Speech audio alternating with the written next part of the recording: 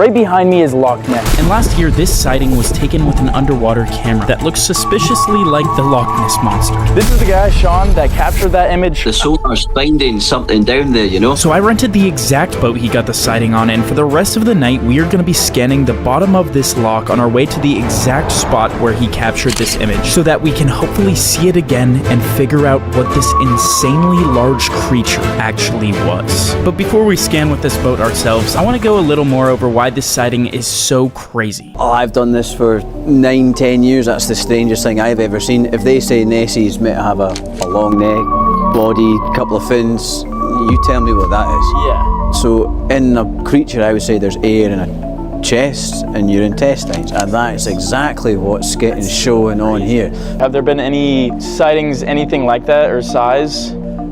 Nothing as crazy as that. It makes too much sense to me for it not to be the plesiosaur or some sort of creature off that descendants, because look at it, man. How big was it? Last time I said to you I haven't still disclosed that information. That is still the case, but I will say it's bigger than the boat. Oh my From gosh. head to tail. It was going to be a little bit until we got to where Sean captured this insane image, but in the meantime, we needed to go over all the equipment that will help us find this giant creature, possibly Nessie. This is where we are now, the top right hand corner, that's where the boat is now. The top left hand corner is where the boat was about 10 minutes ago. This solid line, this is the bottom. This black area is the water, but you see these in the water? Yeah. The sound wave has been broken by something on the way down and it's picked it up. So these could like be fish or something. fish, Nessie's babies, the non-believers. Yeah. But there was a lot more gear that could help us, so we headed into the captain's deck. So we have got sonar there, you've got thermal engine there. What's this here? The radar. Yeah, so that's pretty much giving us a map of the loch. This would mainly be used, see at night time, see if there was a man overboard. If you were to be in, you're a bit warmer, so you'd be able to see a person. And you might be wondering, why are we looking at night? Seems like it'd be a lot harder to spot something. Well, I went here last year and I found out that this giant creature usually stays pretty low, meaning it likes the dark. So it's very possible that it comes higher during the night and is nocturnal. And if that wasn't enough reason, I even talked to the owner of this boat that said this. I'm just thinking this is probably the first ever sonar exploration ever done at night time. Is it? Me and Ron run many years ago. Remember with the Frenchman? Yeah, Terry Regal. Many years ago. Did he find anything? Yeah, we picked up a contact actually in Loch Four towards Inverness. We picked something up and it was at night? Yeah. So that's why we were searching at night. And speaking of big sightings, we might have got our first of the long night. What the fuck is that? Nah, that's mental. No, because look at that, it's between 50 and what the fuck? Would that be like a school? It could be a school of fish. It almost looks like there's two. Is that coming up or going down? Or what is that? Look at that. All different colours. Your theory with a school of fish, that might be in for a win there. It's something large that's either going down or up. And the fact that it's curved and it's all multicoloured. Imagine you've seen a little pair of eyes coming out of there. A giant head. Or a big whale's penis. That's That is one of the theories, yeah. I've heard of that one. I've done a lot of research into the whale penis. Each to their own. Whatever floats your boat. And this was just the first of many large sightings we would get later on. That's the biggest one we've seen so far tonight. But back to Sean's sighting that we were slowly getting closer to. I wanted to know if this was for sure an unknown creature, possibly Nessie, or if there's another explanation for what this massive sighting could have been. So we asked Sean. What's the biggest fish or creature normally in this loch? The biggest thing that we're sort of aware of that's coming in and out of Loch Ness comes from the Sargasso. So they're the eels, the European eels. In this loch, with the temperature, the pressure, the darkness, you would get deep sea gigantism. So there was an eel that was caught, and that's it there. Oh my gosh, that's terrifying. So they said it was 5.2 meters long. So that's like from the edge of the seat here, almost to the end of the wall there. The Loch Ness Monster, the first ever sighting was in 500 AD by St. Columba, right? He came across two men, which were fishermen, and they were next to a body of a man that had been brutally attacked, and he was lying there in bits, bleeding to death. And they were saying, the monster's got him, the monster's got him. And they believe this creature, which they describe, had come up from the North Sea. Eels, when they come up here, they'll follow the path of least resistance. So the eels will actually slither up the top. So that may explain some of the sightings of the sort of humps. I reckon maybe this man was attacked and brutally killed by this eel. Another creature that's been theory to be in this loch for probably about 150 years are sturgeon. So that's a sturgeon. Oh, wow. So they can live to 250 years old. Dude, this loch is terrifying, man. So it looked like a lot of the sightings were in fact eel, but earlier Sean did say that the creature he captured was larger than the boat, and also if it was an eel, it wouldn't have been in the right location. So it was really seeming like Sean's sighting was most likely something much different. While we were talking about all this, we had been covering lots of ground, so we went to check the sonar to see if we got any large markers, and to my surprise, we had. We're picking up more whichever way we're going, which is good. That might be the biggest or second biggest thing we've seen. You see this one? That's yeah, kinda it was big. just coming down to say that's the biggest one we've seen so far tonight. Yeah, Well, that's what I was gonna say. But does that, when it's that color, were you saying that means it's debris or? so that's red. So that is, nah. So I would say that's debris. What's the estimate on the size of that? I would say that's about the size of your leg.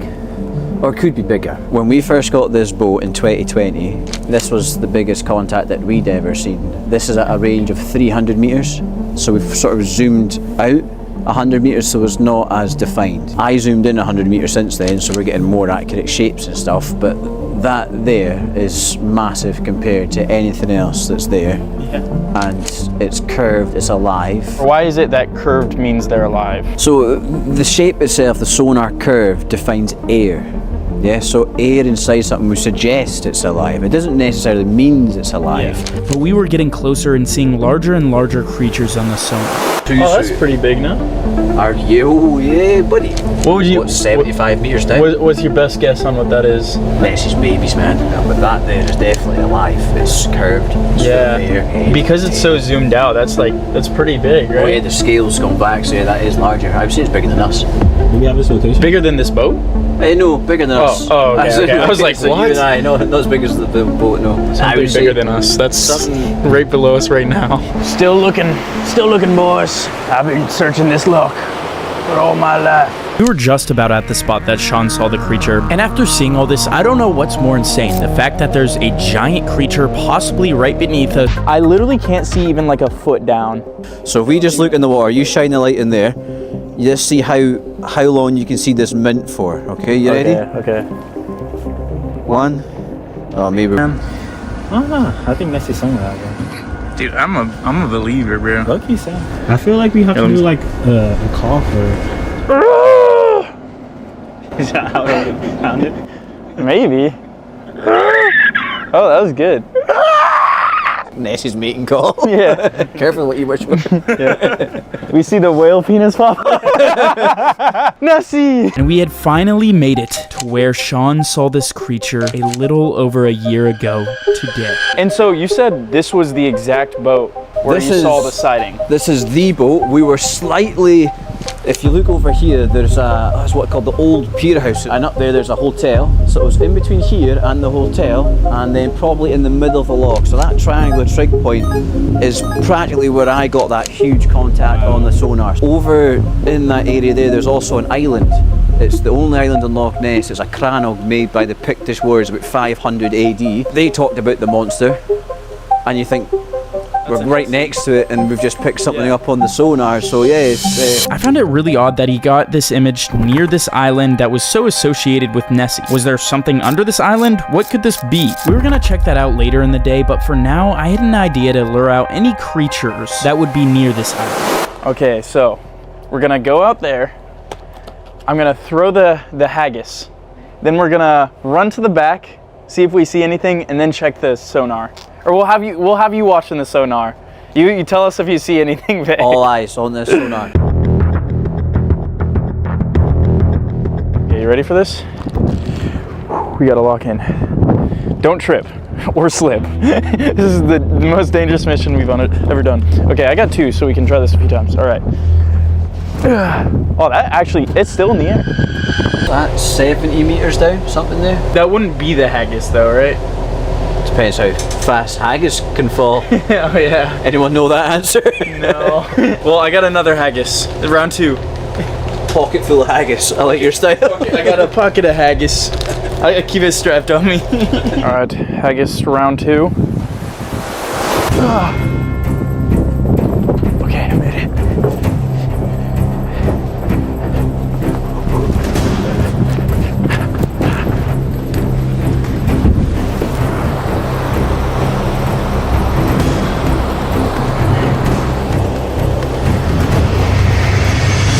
anything? Nah, nothing this time. Oh man, your technique's getting worse. We spent a good bit longer around this area, and occasionally we're seeing fish on the sonar, but it wasn't even as close to as big as the sighting that Sean saw. So with our biggest lead being this island and the area around, we went back there during the day. Okay guys, we're now as close as you can kind of get to the island if you don't have a boat, which by the way, this island is a man-made island. Apparently it was made around the time of Christ. That's how it may have looked in prehistoric times, and that's how it would have looked around the 15th century. Loch Ness used to be 1.8 meters lower. The water level used to be 1.8 meters lower, which, damn, fuck, how long is a meter? I gotta put this for my American audience and me. 3.28 feet. So it would have been like, oh, damn it. It would have been 6 or 7 feet lower. Fuck. I'm not even trying at this point, bro. It just happens. So before even the Nessie sightings and before Nessie became like a big known thing, there was weird stuff happening around this island. In the 1880s, so before all the Nessie stuff, there was an incident where 2 men on a boat were nearby and their boat started rocking. They felt something push up their boat and push them towards the island. And then they noticed in their words, long back like wet barrels. Then 1904, there was a small group boating around dusk. Wait, what the hell is that? Oh shit. Is that a seal? What is that? That looks like a dog. I think you found Nessie, bro. Oh, it just went under. Oh no, wait, what actually was that, bro? Right by the island too.